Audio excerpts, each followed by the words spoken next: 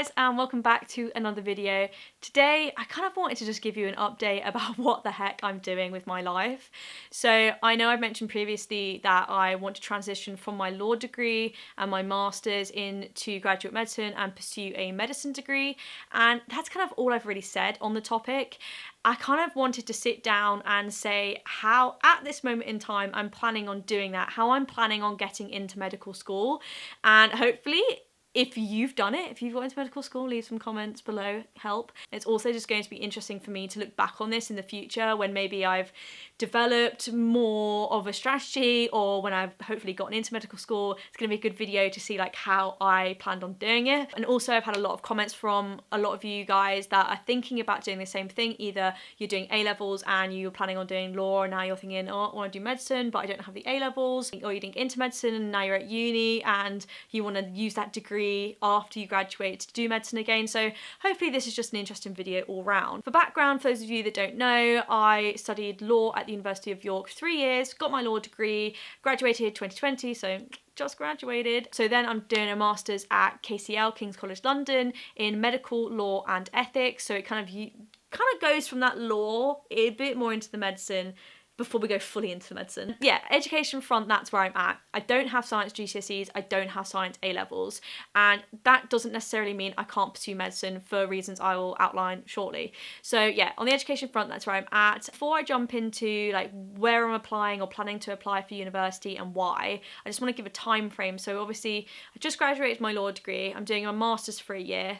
Then I'm having a study year, which is the year I'm going to use to pass the GAMSAT, which is the entry test for graduate medicine, and basically write my applications and sort my life out and hopefully get into medical school. And obviously because you have to apply a year in advance, I'm then having hopefully a gap year or a reapply year, who knows, and then hopefully I'll start medical school. So that's my time frame. So realistically I've got another year before I'm even going to be seriously working towards applying to medical school. So basically right now I'm just focusing on getting work experience and prepping my CV and doing my masters, which are all things that will help me to get into medical school later down the line. So where I'm thinking of applying, I mean, really there's not many places I can apply due to the fact that I don't have the GCSEs or A-levels. So I'm planning at the moment to apply to 3 places. The first one is the University of Nottingham. It's close to where I live, kind of back home. It's close to where my parents live, so I could live at home and commute in, or if I had to live around that area, I know the area well. So, and it's also just like a really good medical school. I've looked around it, I kind of like it, I get the vibe. So that's one of the ones I want to apply to.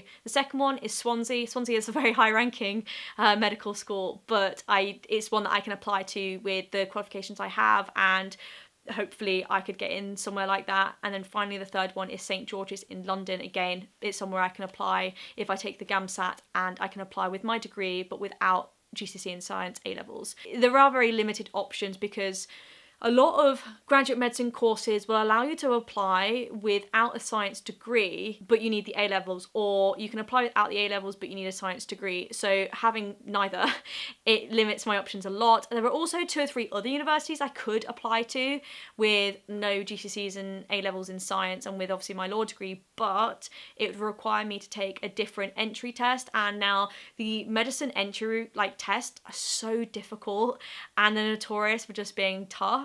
So I don't really want to be taking 2 or 3 different entry tests. I just want to take the one and focus on the one, because they're all very different as well. Yeah, so for those choices, I'll be taking the GAMSAT. Essentially, the GAMSAT is a super, super, super long exam split into 3 parts. We have one that's like critical thinking and like the way you think basically, and analysing scenarios. The second bit is essays, which is like my strong point. You write 2 essays in an hour. And now the third section, which is the bit that I'm scared for, it's multiple choice, but it's the equivalent of undergraduate degree level in biology and chemistry and A-level physics. Basically, it would require me to learn all those 3 sciences up to that level, which scares the hell out of me. But because it's multiple choice, I feel like that's a nice safety net around that I maybe could get in. I don't know, like who knows. So that's the test that I want to take, and you can take it either in September or March. So I'm planning on taking it in March, and then if we flop it, we can take it in September. That's the attitude. So that's my current plan. I also just want to go into funding as well quickly, because that's a question I also get asked quite a bit. So for me, in my career plan, I'm not going to disclose it now, but basically one of the directions I want to go in my life, and the employer that I want to work with will basically give me a bursary so I could afford to do medical school, which is great. But yeah, that's kind of my route in. In terms of student finance funding, the jury is still out on whether you get it. Some people have said you have, some people said you haven't. I mean, yeah, I don't know whether it will be still available to get degree funding the second time around for a medicine degree when I come to do it, but hopefully I will. And also you get the NHS bursary, which goes towards living costs and tuition fees, which helps so much obviously because you don't have to pay it back. So that's kind of on the funding front, obviously savings too, and help from family, like that's kind of the situation with that. So now I guess more on how I'm going to get into medical school. So the medical schools I'm applying to require me to have 2-1 or a 2-2, so ding ding, we have that, and they are willing to reduce the GAMSAT offer if I have a master's, which is, well, I'm doing the master's. GAMSAT scores need to normally be anything above 50 or 55, and obviously it's out of 100, and it just depends on how well people do that year. So that's why I'm kind of like, half of me is chilled about it, because I'm like, you know, the critical thinking in the essay section, like you only need to get like 50-60 on that, like that's doable. And then the science section's multiple choice, so statistically you're going to get 25% anyway, even if you don't know anything on that paper. So getting, you know, 50-60% on something like that, like, it seems doable. Maybe that's naivety, but it seems doable. The way I'm planning to study for the GAMSAT is I'm gonna self-teach myself how I did for homeschool, and I've been doing it kind of on and off over the past year, but then obviously I was in my final year of a law degree, it just got a bit intense, so I had to put it down, and that's why I've chosen now just to have a whole year out to do it. And basically I'm gonna, self-teach GCSE and A-level, and then hopefully I'll have time to touch on degree syllabus. And I mean, I'm not so much fussed about going on to the degree syllabus because a lot of A-levels makes up the first term of degree anyway. So because it's multiple choice, I hope it won't impact it that much. And within the time constraints that I have, I mean, I'll be starting in like September when my master's finishes next year, and I'll only have until like March, so it's not a lot of time to go through and brush up on all of that information, but I think it is also doable. And then, as I said, like I can always retake the test in September and it won't push me back a year or anything like that. So if I do need to go up a higher level, then I have like an extra like 6 months or whatever to do that. So that's how I'm planning on doing the GAMSAT. And for the essay sections, I mean, when I take it, I'll have a master's in law. I feel like that's as great as a foundation as any to write essays quickly and to a good standard. I mean, when I've done exams previously, I've written my essay sections in 15 minutes, got a good 2-1 on them, so I don't feel bothered about that, to be honest. If anything, that's one of my strong points. But then it's the critical thinking thing that I worry about a bit, because it's quite hard to prep for, but I'm just gonna have to get books, like practice at it, and it is one of the things I think that it's just practice. So that's kind of how I'm prepping for the GAMSAT. And the GAMSAT really is the main thing that I need to pass, because if you get a good score on the GAMSAT, I've met all the other entry requirements, it will then hopefully enable me to get the interview. And then for the interview, I excel on interviews, not to blow my own horn or anything, but I feel like I'm okay with the interview is what I mean. And I feel like that's something you just prep for down the line. Like, by the time I do the interview, that's literally another 2 years' time. So it's just something to focus on later. So yeah, the major thing left is just work experience for my application. So where I'm at right now is that I do have a lot of work experience that's not medically related.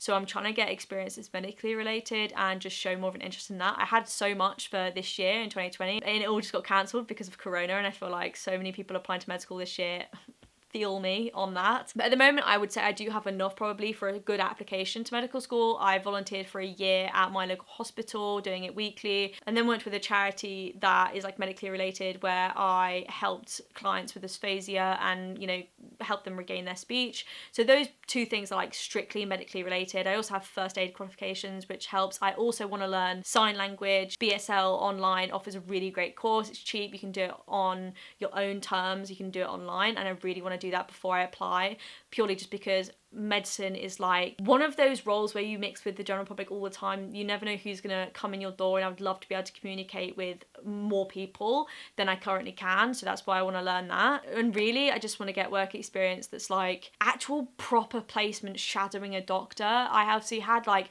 2 or 3 of them for this year, and then, as I said, Corona, so hopefully they will happen next year or the year after, so by the time I apply that will all work itself out. And at the moment I'm just applying to more volunteer positions in London for the year, and also like work experience in London hospitals. And again, London's a funny one as well, that you have to sort of like live in the borough that you apply for the work experience in, so it's just awkward. And then a lot of the time with medicine, work experience is quite hard because you have to contact all the different departments within a hospital and see if anyone will take you on for work experience. When you've like badgered them and persuaded them enough to take you, then you've got to go to the main like work experience hub and see if they have any slots open to then facilitate that work experience. So it's a lot of like to and fro. It's not like law work experience where you could just send off an application and it's ding done. It's like a lot of, you've got to chase it, and it's a lot of effort. But that's things I'm applying for right now, and hopefully by the time I apply, I'll have a couple of weeks of proper placements in hospitals, shadowing doctors in different departments.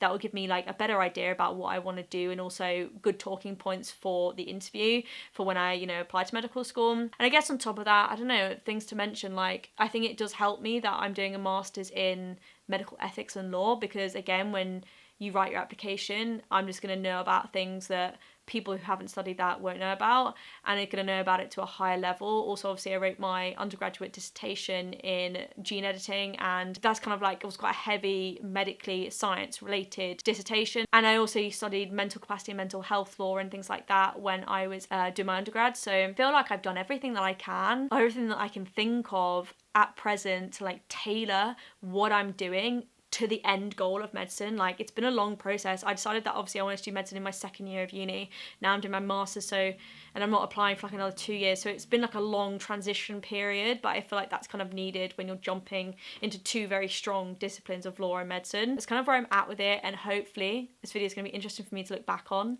and to see how like I'm planning on sorting my life out and getting into my dream career. Yeah, it's just kind of where I'm at really. I kind of thought it'd be easier to make an update video about what I'm doing in terms of applying to medical school. So I hope you like this video, I hope it's insightful. Any questions about what I've talked about or anything that I might not have touched on, please let me know and I'll be happy to answer it in the comments, or perhaps make another video. So yeah, hope you like this video. I'll see you in the next one. I'll see you next time. Bye guys.